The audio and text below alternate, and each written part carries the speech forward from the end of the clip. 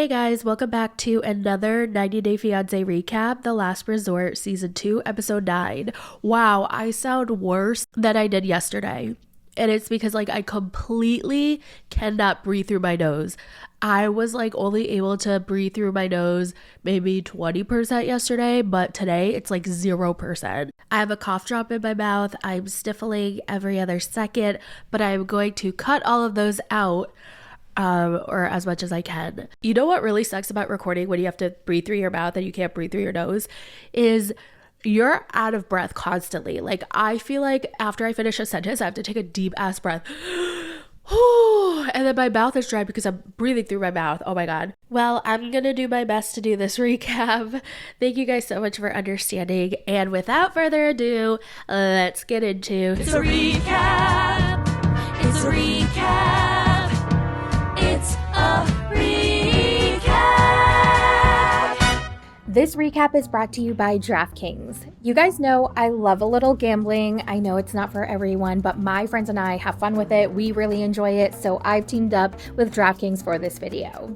DraftKings Casino has over 300 real money games including slots, blackjack, and roulette. They also regularly add games with a wide selection of exclusive DraftKings slots and blackjack games that you will not find anywhere else. So, go to the DraftKings Casino app and sign up using my promo code MYTHOUGHTS. New players can play $5 and spin for a shot at $2,000 casino credits. Again, promo code MYTHOUGHTS. Gambling problem? Call 1-800-GAMBLER. Help is available in Connecticut. Call 1-888-789-7777 or visit ccpg.org. So remember how everyone was telling Natalie that she was crazy and that's why Josh didn't like her? He couldn't commit to her because she was all over the place. And Julia even said that he was scared that she would run away with his money and his business. So Natalie's like, oh my God, he really doesn't like me. And then Biddy tells her for some reason, and I honestly don't know why he would say this to her. He was like, oh, I know Josh doesn't want to spend time with you other than to have schmecks, and he's literally told everybody else here that you're batshit crazy, but when I talk to him, he seems to really love you. I think he really wants to make things work. When I talk to him, he loves you, and then he want to... What?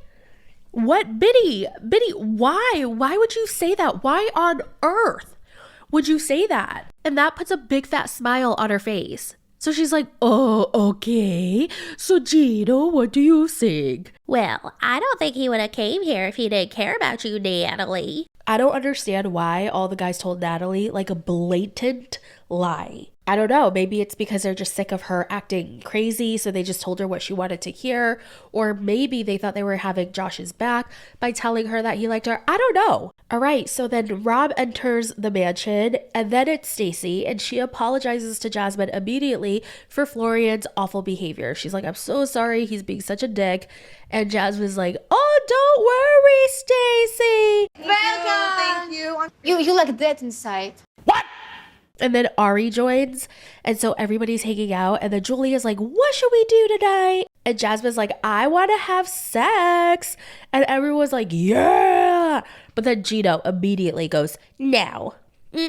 No way.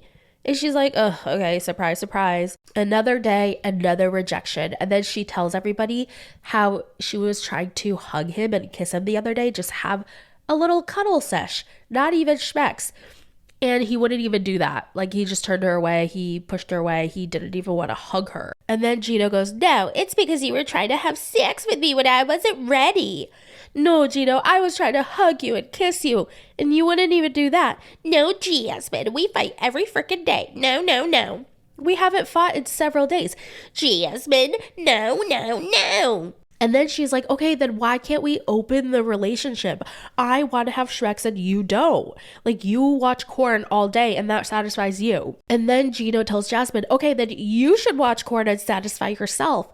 And she's like, well, I don't like that. That doesn't fulfill my love tank.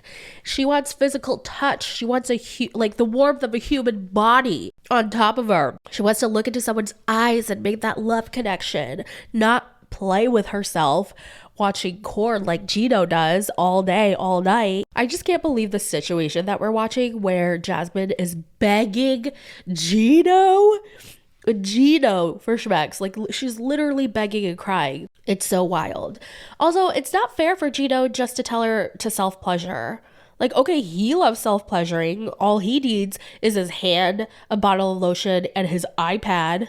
And then he could go all day. But it's not like that for Jasmine. So the mansion party is over. Everybody goes into their rooms.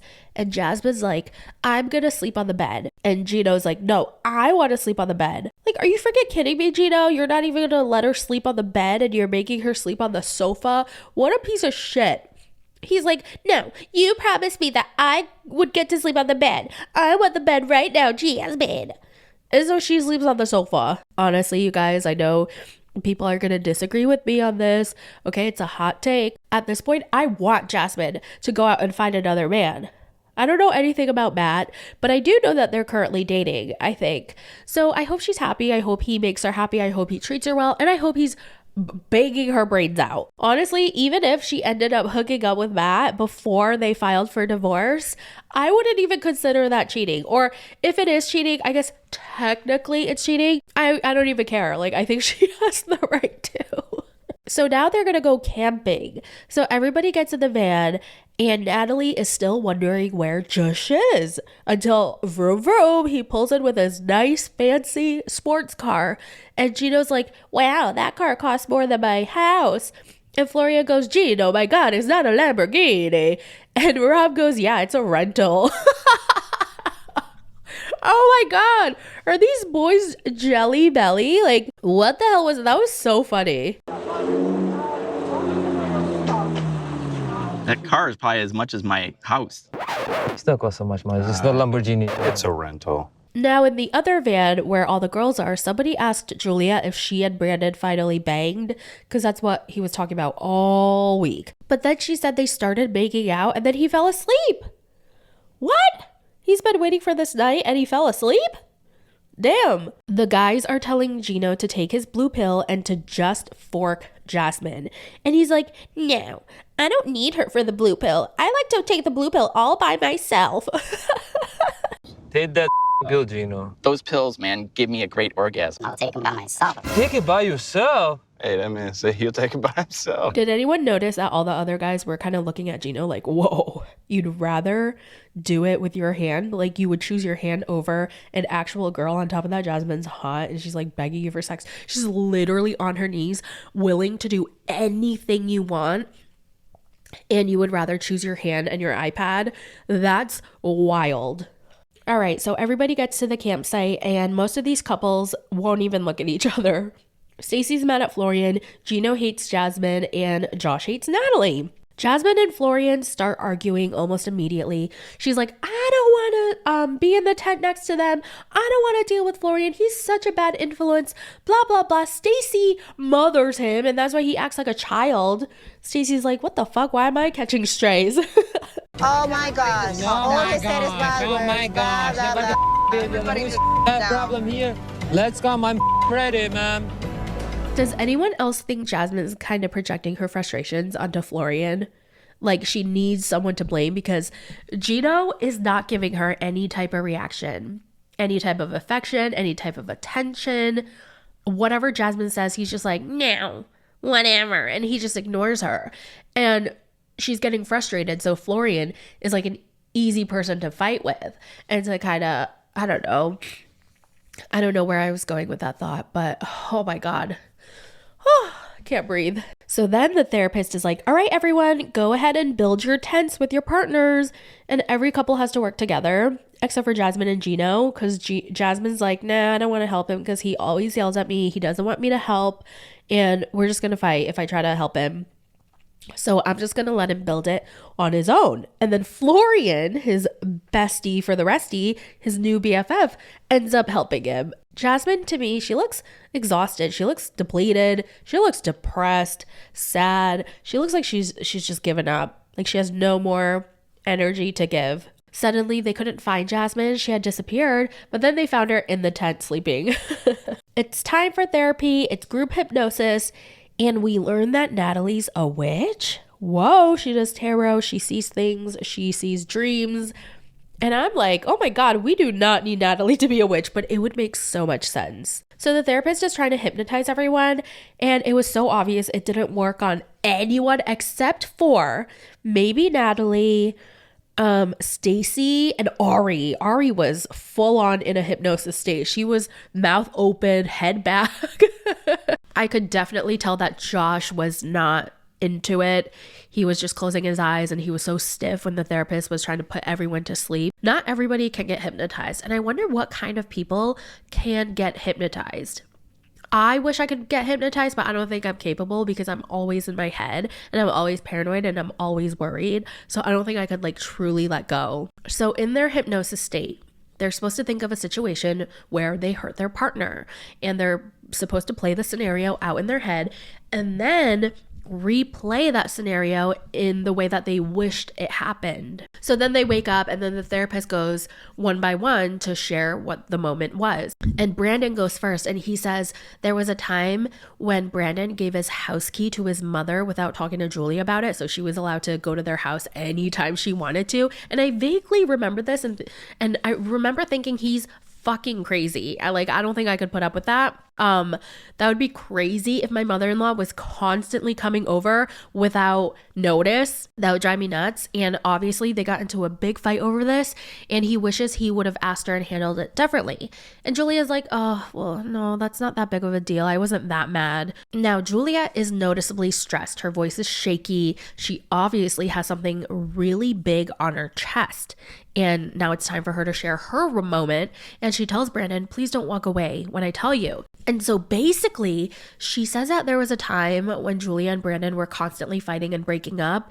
And when he and Julia went to visit her family in Russia, she ended up meeting her ex and talked about getting back together with that ex, and they kissed. And so Jasmine's like, oh, you cheated?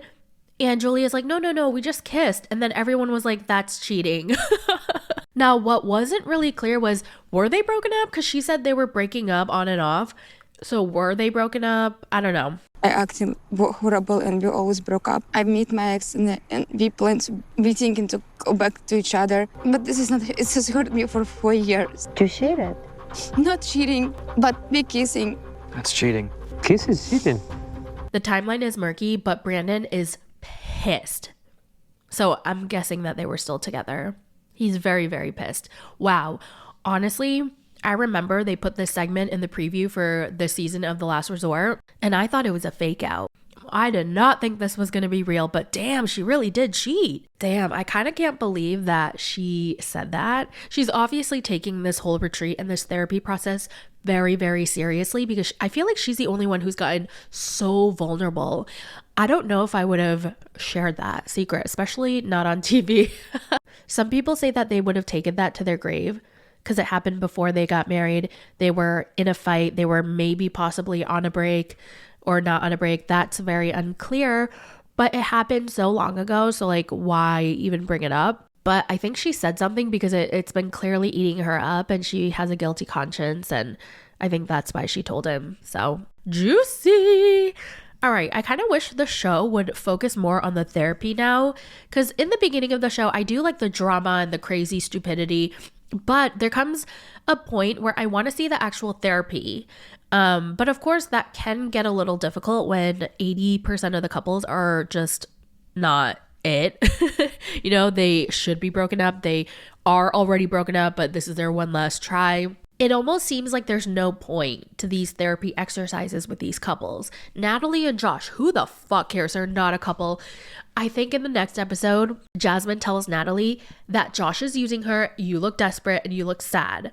And I can't wait to see that because I really want to see how Natalie reacts. So they're not a couple. He's just stringing her along. Oh, and I forgot to say, when he came back into the retreat in his sports car, vroom, vroom, he was in the van with the guys, and the guys were like, why'd you leave? And he was like, oh, because Natalie's so batshit crazy. And then they were like, oh, then why'd you come back? And he goes, I came back for my boys. And they're like, yeah. He came back to just fuck around with the guys and to be on TV. Like, and maybe get laid one last time with Natalie. Gino and Jasmine are so far gone. So far gone. There's no point. It's making me very uncomfortable watching them. And I feel bad for Jasmine. I do. Sophie and Rob, again, they're so far gone. Stacey and Florian, I think they do love each other, and I think they're gonna recommit and last, but I don't think anything is gonna change between them. As in, he's gonna keep on partying, and she's gonna keep on hating the fact that he parties and constantly tell him to stop partying, and then he's still gonna do it, and she's still gonna stay with him. Well, that's it for the recap. Thank you guys so much for listening and bearing with my voice, my mouth breathing, my nose clogging.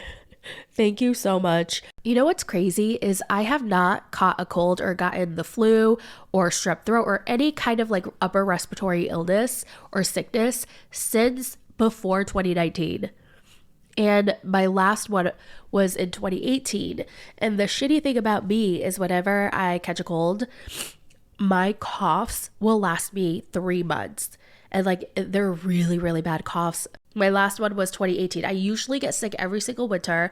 And then COVID happened. And then I was like masking up like crazy. And every winter since I would wear a mask and be very diligent about it, I never got sick. It was glorious. It was amazing. But I'm not going to lie, this winter, I have been laying off the masks because it's just really uncomfortable. And look what happens. I fucking get sick. And hopefully, I don't know when I'm going to feel better. I freaking hope I feel better soon. I could barely sleep last night. My whole entire body was aching. I was in so much pain. I was hot and I was so cold. And I'm rarely ever cold because I usually run hot. I kept waking up. On top of that, I did get my period, which is good news because remember I told you guys I missed my period for like 5-6 months in a row for no reason. And now it's been 3 months in a row since I've gotten my period. So we're going in a good direction, but like the timing couldn't have been worse. Like I'm in bed freezing, my legs are aching, and I have to go change my tampon. Also, I was door dashing some tampons because I couldn't get out of bed and my sister was at work.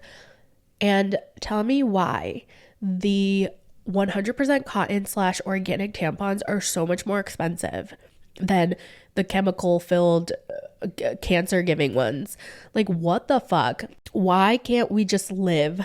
Like let us live. So I went with the chemical filled cancer giving tampons.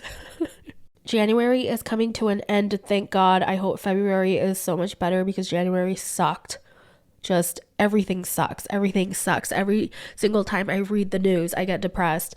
And then I take a break from the news and I'm like, ugh. And then I feel guilty for living in ignorance. And then I also get scared for living in ignorance because you kind of want to know what's going on, but then it's messing with your mental health. Like everything just sucks.